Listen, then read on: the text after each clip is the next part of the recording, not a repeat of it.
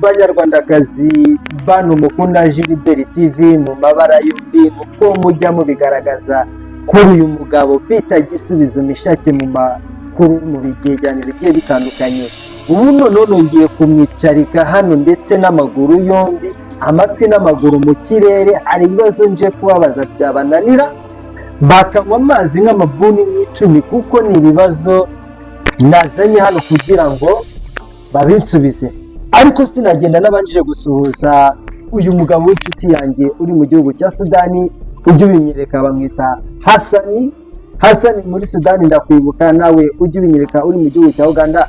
Abajeni bose twakoranye mu gihugu cya Uganda ndabashimiye, kandi nawe ukimara kubona iyi notification nonaha herako uhita ukanda subscribe. Numara gukanda subscribe uransanga muri comment, nimero usanga muhita uyihamagara umbaze icyo ushaka, ndahita nkusubiza ndi online ku bwawe. Ubu noneho ikintu ngiye kubanza kubaza, murabona ndi kumwe n'abajeni, babanza bakakubwira.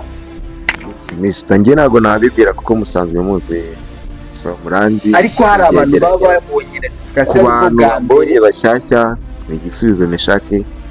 Thanks. Nanjye ni Valencia mwakoze.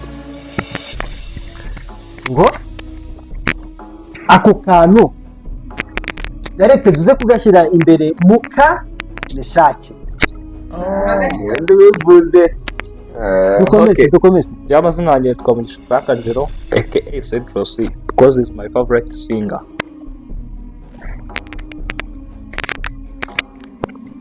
Murakoze. Nanjye amazina yanjye yitwa Dorcas. Dorcas, hari ibibazo ngiye kubanza,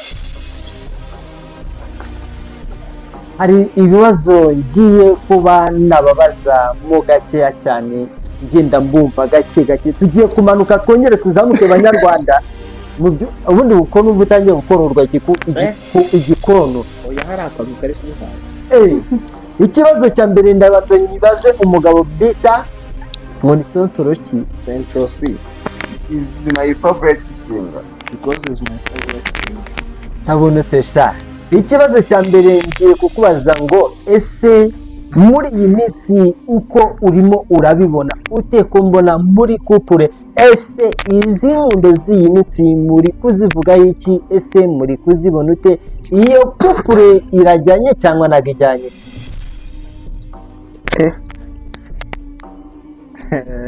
Mera Meshake atubize mu gihe kiri kubitekerezo. Message nansubize muri mikrofone. Okay, ntago nitwa Message, nitwa Meshake. Tuvuga ngo nitwa Message ugasanga barambwira ati si amagambo yanditse ari he ko na message nigeze mbona. Okay, ubu tuvugana ni ujye gutambutsa none Message. Gutangira gutambutsa. Agiye gutambutsa Message. Ngiye gutambutsa Message guys. Bambajije ikibazo cyiza. Question arakoze, ni byiza kumbaza icyo kibazo. So nta nkundo z'iyimitsi rero nazo, ahubwo ni kwa kundi umuntu aba inshuti n'umuntu as like a best friend. Mwese murabizi, mukaba inshuti mukamenyana. Itizere iki kumenyana n'umuhungu, nawe twamenyana tukaba inshuti nubwo weho batwi n'iki bitebera inete.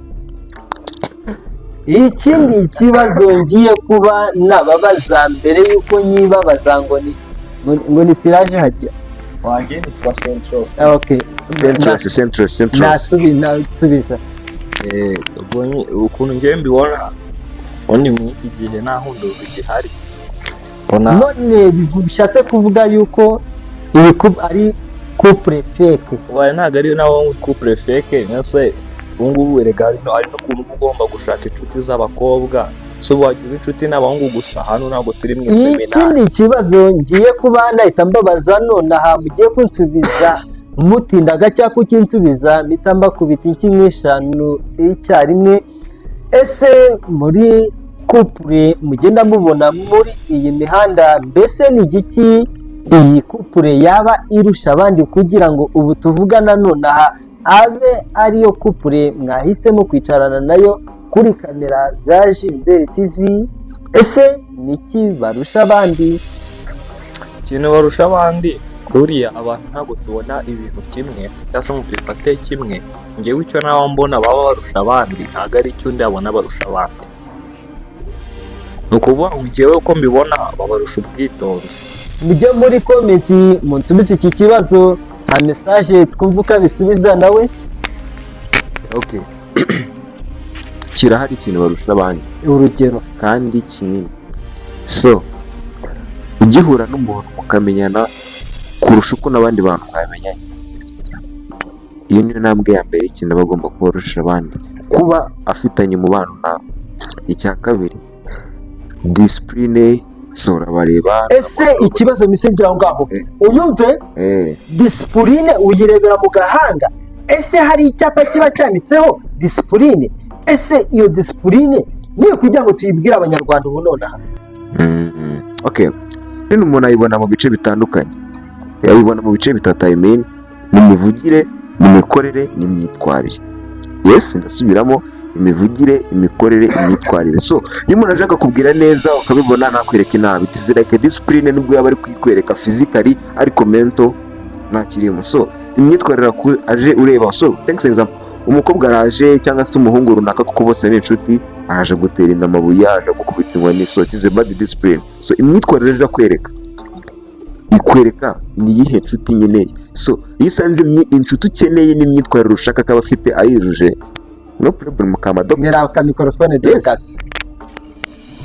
Dorcas, inama yawe watanga kuri rubyiruko rw'iyi minsi, ese ni igiki wabasha kuba wabwira abantu barimo barishora mu bintu by'amakopure cyangwa se nuko nyine ngera sound kugira ngo tuze kukumva neza? nyine urabona n'umwana w'umukobwa ufite imyaka 15 afite sheri kuko iyo myaka 15 afite ntabwo ari myinshi ku buryo yakundana. Rero ikintu namubwira ni iki, nahagarika ibyo arimo, yicare yige niba ari ku ishuri, agabanye amashagaga kuko abahungu ntabwo ari beza, mujye mubimenya. Uretse gato Abahungu Ntabwo ari beza, ntabwo mvuze ko ari bose ariko bose ntabwo ari beza kandi atasa. Yego ku nama yawe yego Doroka. ntabwo ari beza twumva. Babareke, mureke ibinazi. Erega kugira ngo uzabone umuhungu ugukunda by'ukuri niyongera. Rero ni ukuvuga ngo abakobwa iyo mubaye babi ku bahungu n'abahungu babaho babi, ubyemera? Ubwo bishatse kuvuga ko ibintu ari magirirane? We ni ukuvuga ngo ibintu ntabwo ari magirirane, ibintu biba magirirane bitewe n'abakobwa. gute Mbe akira ngutize hari umukobwa mikrofone urabona yawe. yaje gutereta. bibaho cyane. Muri komenti baze kutwandikira niba babizi cyangwa batabizi, ariko bibaho cyane abakobwa batereta abahungu. Byumva ko bibaho ariko ni bangahe? Ni benshi benshi. Okay, ubwo wowe ikigereranyo ni nka 98 ku ijana. Noneho abo ni abaje nyine ni ababikubwiye, ariko no kuri Meshake se Meshake dore nabikwibwire nawe arabizi. dore Subiza Dorcas Meshake. Reka babanze basubize Dorcas. Man, abana b'abajene tungana nka mbere yuko nsubiza ikibazo. Abajene gutyo tubona gutya, tubwo nta turi gushaka ejo hazaza, ntabwo imikino y'urukundo twe tubifite. N'abantu mwe mutubona njye n'inshuti yanjye navuze mukavuga ngo zabwebwe. Man, nkubwije ukuri njye ndi gushaka vision, mfite ibyo ndi guhangana nabyo n'ikikwemeza n'uwo muntu muvuga ndi kumwe nawe. Shumi nsanze bana mugonze navuga ati mugonge n'umutwe. Okay, ikibazo mwimbaze mushaka kushaka ibintu byinshi, reka nsubize ikibazo mumbajije. Man, ngewe uko mbizi njye sinigeze nkundanaho cyane ngo ndabyinjiramo, gusa ibyo namenye ngizi ko gutereta possible. Frank, mumuhe mikrofone Dorcas, muyimuhe Dorcas. Uretse gato mbere uko ba Dorcas Dorcas, oya bawitonze igihe maze niba ari zemesha